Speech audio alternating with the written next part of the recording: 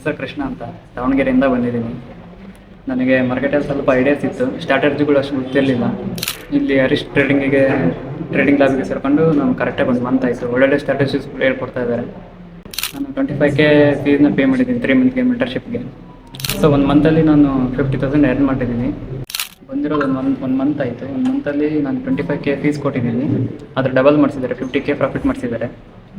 ಪೇಂಡಲ್ಲಿ ತೋರಿಸ್ತೀನಿ, ಸುಮ್ಮನೆ ಸ್ಟೋರಿ ಇರೋದ್ರಲ್ಲಿ ಏನಿಲ್ಲ, ರಿಯಲಾಗಿ ನಾನು ಪೇಂಡಲ್ಲಿ ತೋರಿಸ್ತೀನಿ.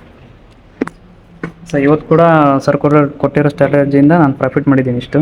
ಇದರಲ್ಲಿ ಇಷ್ಟಿದೆ, ಮತ್ತು ಆಪ್ಷನಲ್ಲಿ 996 ಪ್ರಾಫಿಟ್ ಇದೆ. ಸೊ ನಾನು ಪೇಂಡಲ್ಲಿ ತೋರಿಸ್ತೀನಿ ಬನ್ನಿ.